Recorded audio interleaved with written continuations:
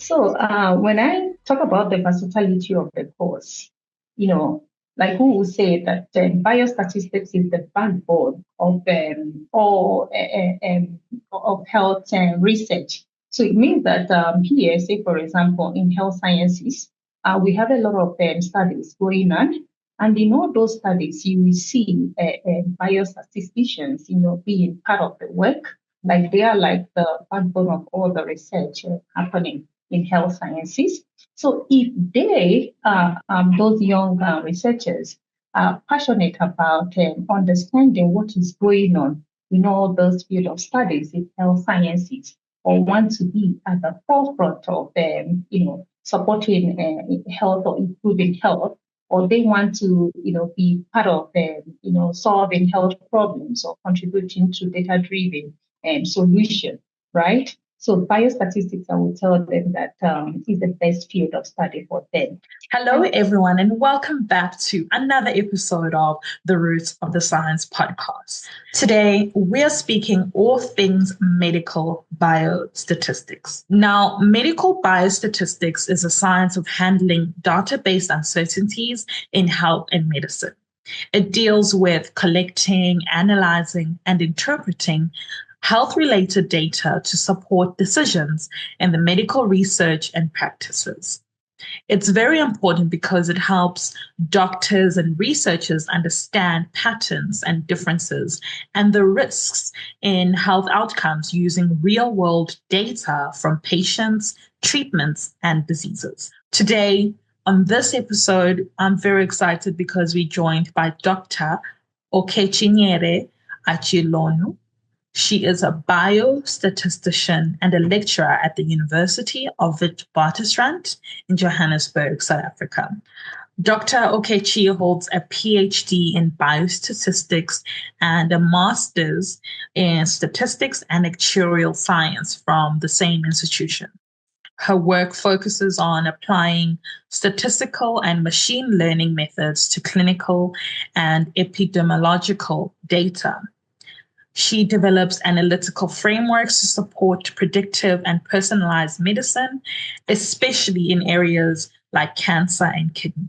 She is also an alumni of the Sub-Saharan Africa Advanced Consortium for Biostatistics, otherwise known as SACAB. We can hear more about Dr. Okechi's journey, how she got into this field, and also we're going to hear more about this consortium, which she is a fellow for. Find out about all of this and so much more. Let's go.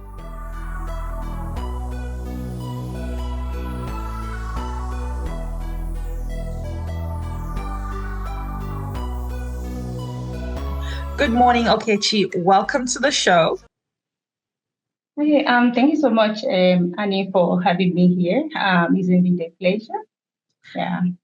I am so excited to chat to you today and for our listeners to get to know more about you. So first things first, let's take it back to the beginning for our listeners who are unaware of who you are. Could you briefly introduce yourself for our listeners?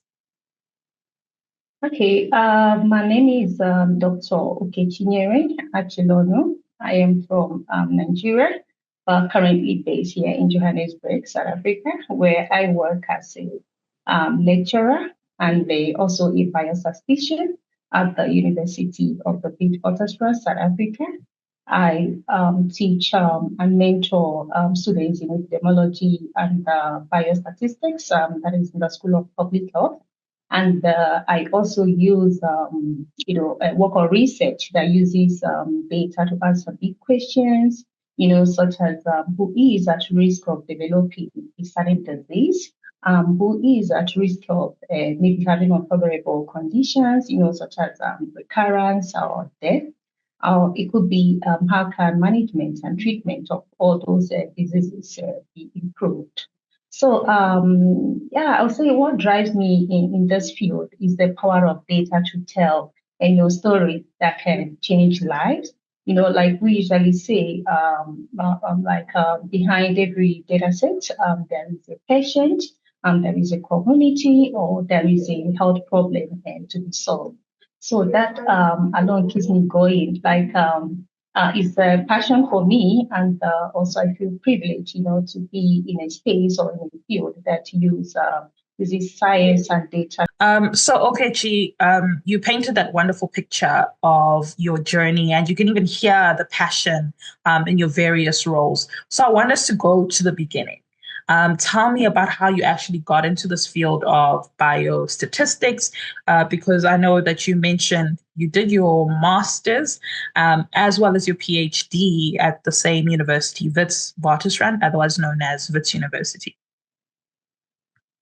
Yeah, I actually did my master's in the School of Statistics and Actual Science, was at University of the Witwatersrand, before moving to the School of Public Health, Wits University, also to pursue my PhD in biostatistics.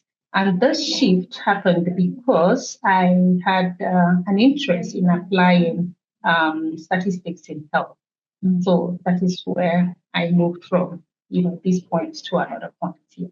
No, that's beautiful, because I think it's starting to make sense in my head, because I know what statistics is, and I'm sure most of our listeners, but the idea of biostatistics, maybe people don't fully understand what that is. So in your journey of pursuing your PhD in biostatistics, can you tell us what's that taught you about the evolving role of biostatistics against the backdrop of Africa's health landscape? Okay. So it is an interesting field. And for me, I would say that this field has taught me to be adaptive, to be innovative, and also to open and to change, so that I will not be in my research. So I would say that, why I'm pointing out to adaptive, innovative, and being open to change is because this field, has evolved and is also evolving, such as, as healthcare sector or medical research is evolving. Because in the past, we usually use our conventional, statistical approach for our data analysis, right? But in this transformative era, we have migrated into, integrating advanced technologies such as our artificial intelligence, machine learning, natural language processing, and image recognition in our data analysis. And this is so because, like I said, health care research or medical research has evolved because the world is moving towards personalized medicine. And they no longer capture, information about patients at micro level. They get to have a lot of information, from these patients when they are researching on maybe particular disease or whatever research people are doing. So they get information such as structured information, patient age, and gender. And they also get what we call unstructured information, and that is like a pathology report and doctor's note, medical images, and we also have unstructured and semi-structured format of those data. So they also get to capture, I'm sure you've heard about genomic, proteomic. So all this information are currently captured about a patient because of what I said. We are moving towards personalized medicine, and that is trying to tailor treatments based on patient-specific characteristics. So when we put all these together, that is when you hear about big data, it's actually real because of the volume or the variety we see in the data. So this our conventional or traditional statistical approach may not be sufficient, to analyze such data sets. That's why we have migrated into using, advanced technology in order to, uncover patterns and or be able to analyze the data, integrate all those complex information, and make a definitive and prediction to support medical decision. So if you are not innovative, if you are not open to change, as a biostatistician, you will be left behind and then you may not be able, when you have opportunities, you should be able, to use those opportunities. So this field has taught me, like I said, to be open to change, to be innovative, and also adaptive. Yes, thank you. Just a quick pause in this episode. One thing that Dr. Okechi said that really stuck with me is that as researchers, especially in technical fields like biostatistics, one needs to stay open to change and embrace tools that help us evolve. As a PhD researcher myself, I felt that shift too, especially in how we write, process data, and communicate our work.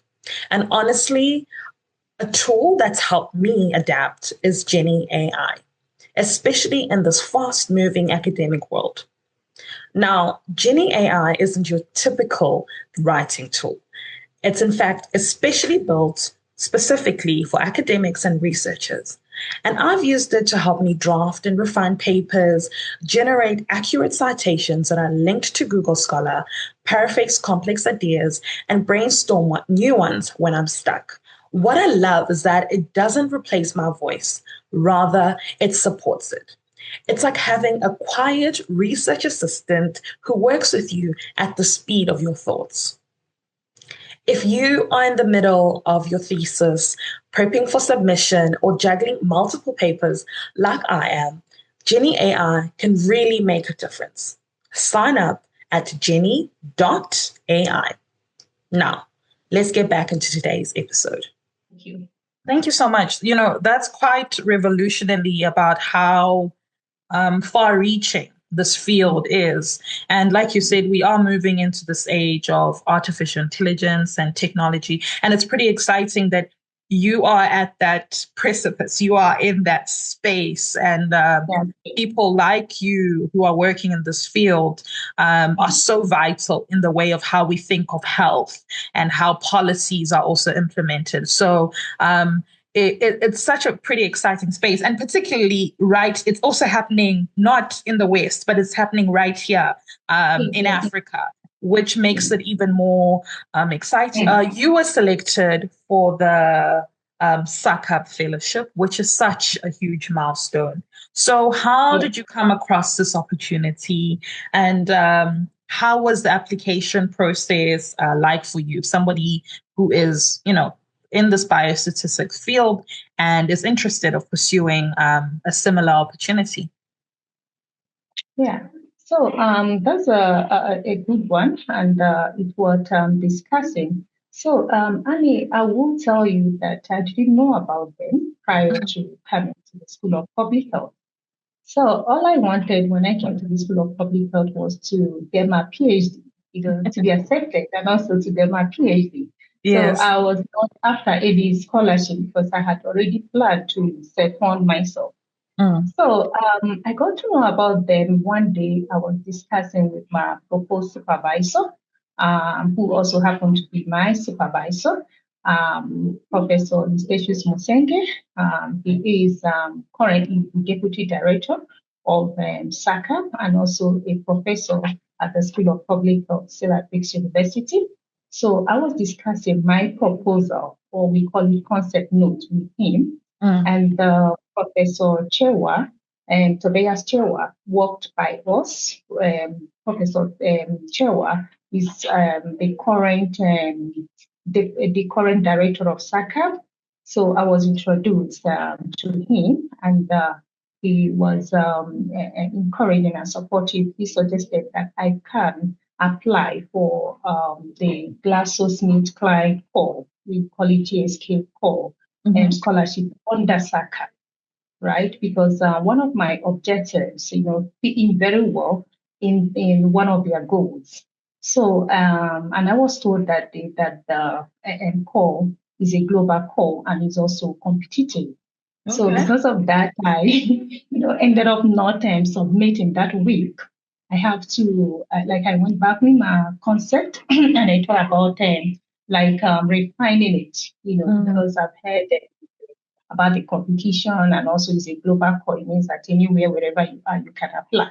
So I worked on the concept note to a level that I feel like, okay, I think I'm happy to have it in. So I submitted, and also I would be honest, I didn't know about, the selection criteria, or because I'm still new, I don't even know the supervisor. So I was not, aware of whatever that happened after my submission. And also, I will tell you that I totally zero my mind because I've never been funded before. So I don't want to hope on something, that may not come out, well. You don't want to just feel bad about it because you were not selected. So like I forgot about it. But now one day I got an email from one of their members, congratulating me that I've been accepted, for the GSK scholarship. Yeah. I was overjoyed. And see what, yeah. The most interesting aspect of it is what they listed that they are going to, give to me, like the support. The stipend was awesome, and they said they're going to pay my fees, and they gave me a laptop. They will give me textbooks, and they will, give me flight ticket and even train me. Like a lot was listed. I'll tell you, I was not expecting it. I've already saved my money. But looking at that, I will say that I was blessed, by SACAB. And, that alone gave me, extra energy to work. I'm sure. Like within 2 years, I was able to like address all of my objectives. Wow. Yeah, that they say when like passion is supported by resources, the possibilities are like boundless. So SACAB was a blessing. Like I am grateful. Yeah. Amazing. What a wonderful story. And like you said, that passion being supported by resources is so important. And especially organizations like SACAB to support up and coming researchers in a particular field. Because I'm a postgrad as well. And, it's difficult to think about your research if you feel like your basic needs are not being met. So the fact that you're provided all of these amazing things, and you did mention that it was over and above what you even expected. So so I want to talk a little bit about that. So what kind of mentorship or training or collaborations did the program expose you that really helped you in terms of honing your skills or just change your perspective overall?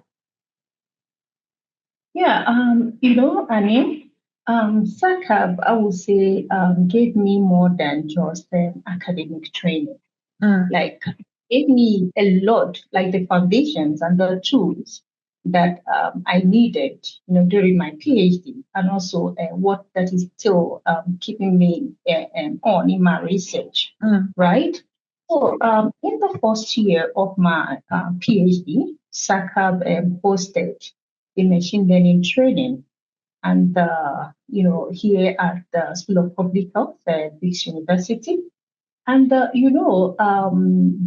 person they invited, someone at the University Medical Center, Utrecht, in the Netherlands. So, and this person happened to be one of my supervisors. Wow. And also he was, let me just put it that way, he was also a SACAB member, and he was late Professor Rene Ejikemans. So, late Professor Rene Ejikemans came to South Africa to train us. He didn't just come like a normal training, we get when we want to take up AI machine learning training. It focuses more on the foundations, the tools, they use toy data set, to do the training. But here, he came with his students' research, right? So there we were not just learning the tools, we were seeing what PhD students are doing over there. Wow. So I learned a lot in that training because it's more like international standard that gave us. So per each research, we were able to, formulate. He showed us the research questions. They formulated the objectives he addressing, and he also taught us how to, interpret our results. That training alone gave me the foundation and the tools that I needed in all of my objectives that have to do with machine learning. So when I say to you, I finish off my objective within 2 years, it's because of the kind of training I got from them. And I will also want to point out, the support and also the encouragement I got from my primary supervisor, Professor Ispecious Musenge. He also was very supportive. Prior to coming to the School of Public Health, I see myself as someone that like has a lot of had a lot of energy, when it came to work. But meeting with him, I realized that like I had a long way to go because he will push you, like he pushes you to a point that you that the best in you will come out. Like I am grateful about that. And also, and SACAB hosted also a conference, right? And that conference was very informative, though it was during the COVID, but it was very informative. Like there, I learned a lot, what people are doing, the scope of their PhD work, and the technicality in their work. And I also presented my work. During the presentation, I got a lot of feedback. People critique the work and also give you, directions and suggestions on what to do. So that alone helped me. I learned a lot in that conference, and that helped me also to compare and shape my work. So as also part of their criteria, if you got their scholarship, they want you to, facilitate workshop. They want you also to support statistical research at the faculty. Like I will tell you that it was time consuming, but it worth it, right? It worth it, and because like you have to give them like 2 to 3 days in a week. You go there, and then you see people come with their problems, and then you give statistical support. And I will say to you that I learned a lot, on the SACAB, because if they didn't do that, like a lot of statistical techniques I learned in my home country, it was based on theory. And they also go into mathematical statistics at the sciences. It was also pure theory. But here under SACAB, I saw people, I was able to use those techniques to support statistical, research. Like we learned a lot. We also have like, fellows, that are working on different projects. So then we were, able, even if we are not working on the same, we know that you are not alone, right? Under SACAB. So you have a way of starting back to basics that can and when anyone working on in their individual project, like SACAB gave me a lot. Like I can think outside the box, and a whole lot happened under SACAB. Thank you. Yeah. It sounds like it was such a rich fellowship, and it had such practical implementations into your life as a researcher, and I'm sure even now in your positions as a lecturer when you finished your own research. So I'm so glad that you got to experience this, and I hope someone who is listening and is like, wow, I want to pursue this particular fellowship, even though, like you said, that you were not aware of this. Goodness to your supervisor who exposed you to such opportunity. But I hope now we can expose many people and they can look into potentially pursuing something similar like you did. I want us to maybe then change the direction of this conversation a little bit and then start zooming zooming out rather, and start speaking, because these are all the wonderful opportunities, all the happy things that happen. So now I want to talk about some of the challenges. And in your opinion, what are some of the challenges do you think African researchers face working in the space of health data, and how are they able to navigate it, or how do institutions like SACAB support young researchers who are coming up to overcome some of these challenges? Okay, that's another good question, and also worth discussing, because this is like what we usually face, and some of us are related because of these challenges.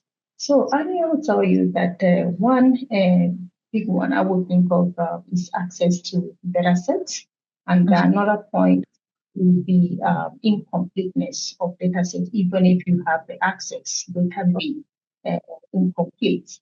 And also, we should also think of the skills, needed to, handle. Even if you have access to the data, do you have the skills to analyze it? And we can also think about the limited infrastructure. So, I think these four things are the like one of our major problems. We are like facing in Africa as biostatisticians. And I would say how consortium like SACAB, can step in all those. Like when we talk about access to data sets, you may have ideas of what you want to do, but you don't have access to those data sets.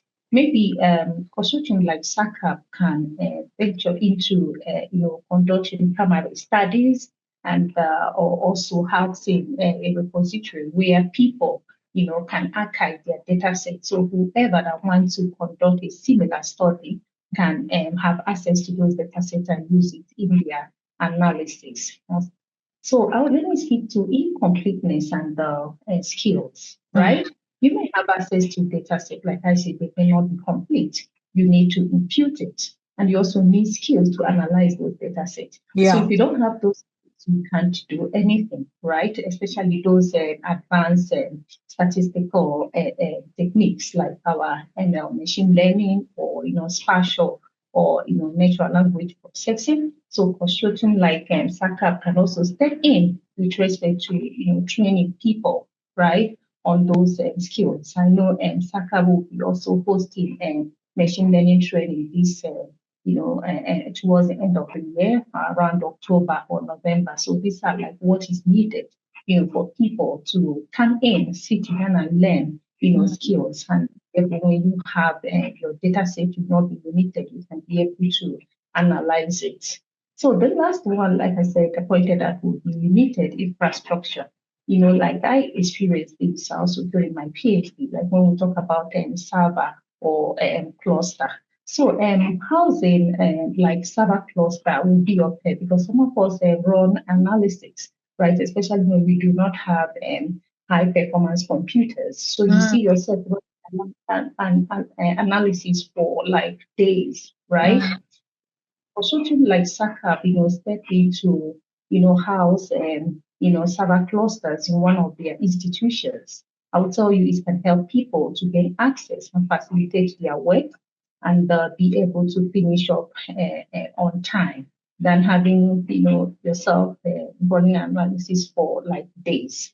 So these are like points I can what I can point at now that consortium like SACAB can help biostatisticians in Africa with respect to the challenges we are facing. Yeah, thank you. Thank you.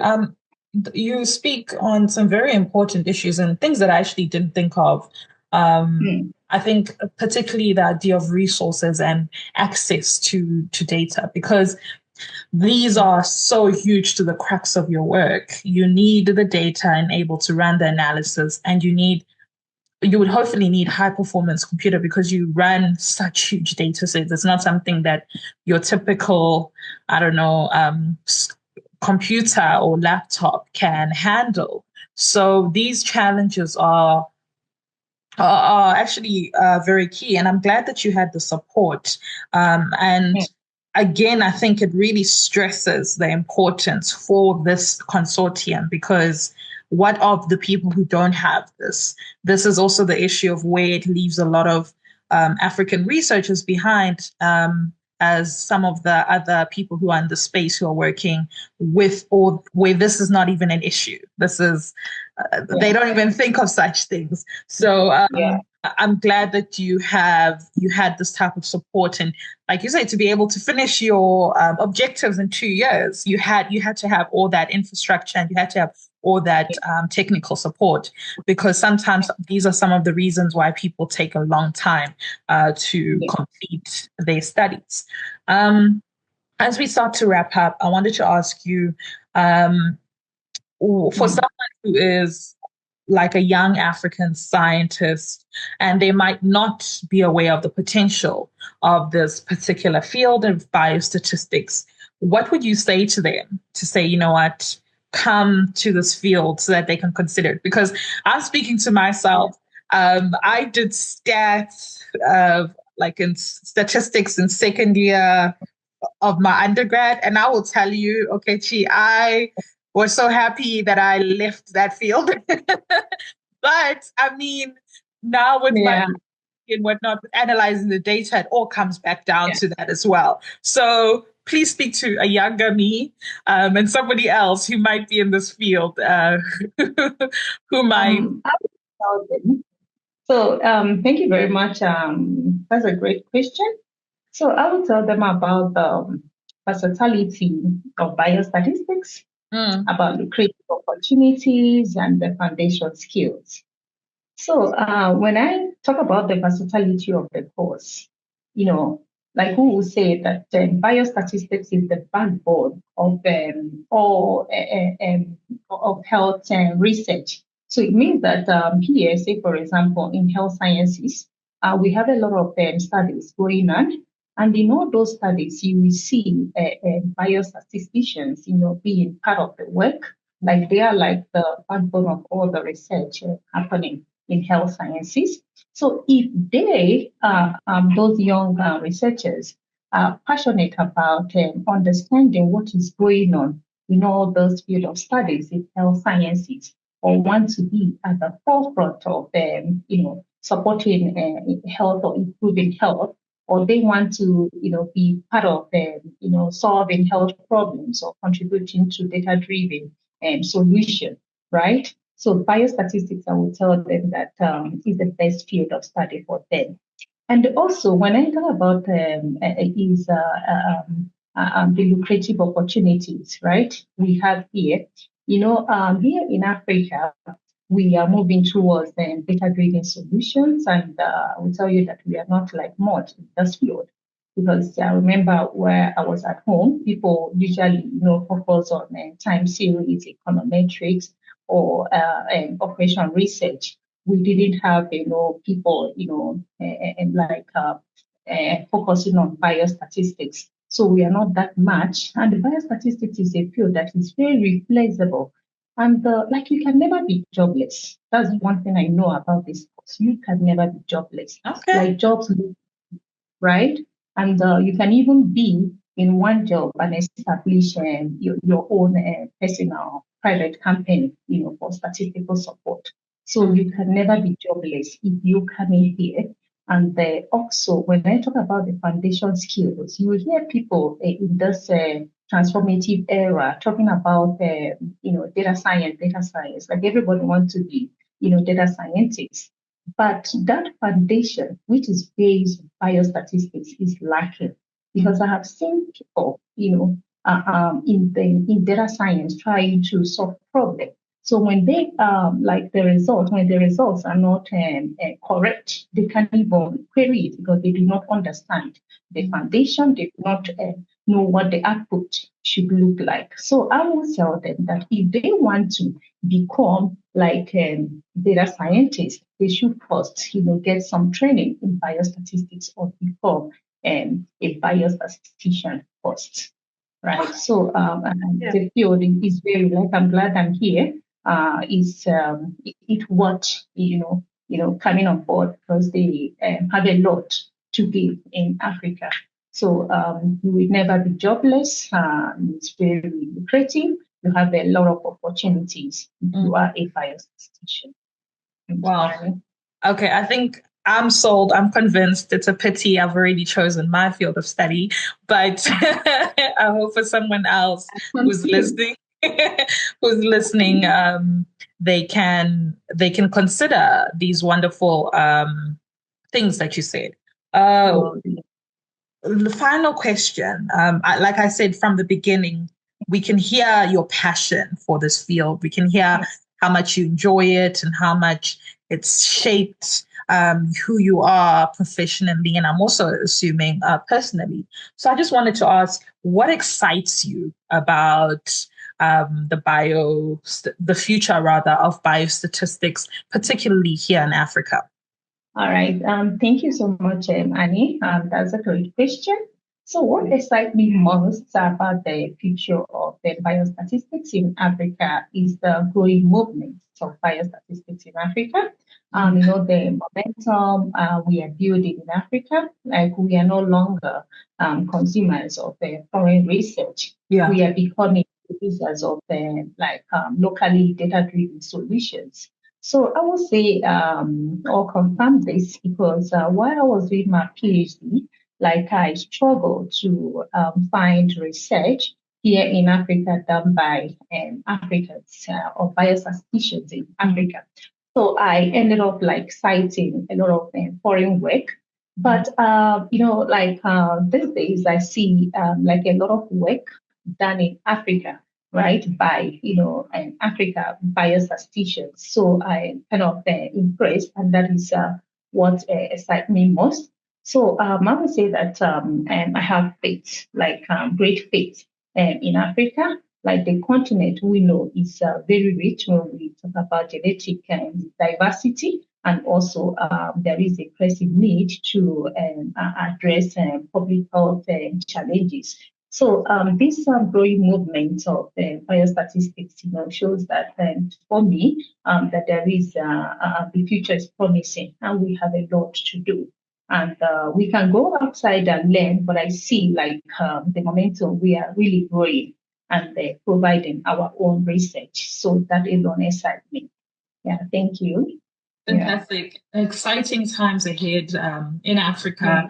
In this field, and also done by Africans. So I'm pretty excited to have more conversations with other people who are in this field of research. Okechi, it's been so lovely chatting with you today and hearing about your journey and also the type of work that you do, and also the type of work that's also being done by SACAB as well. So thank you for your time and coming to chat with me today. Thank you, Annie. It's a pleasure.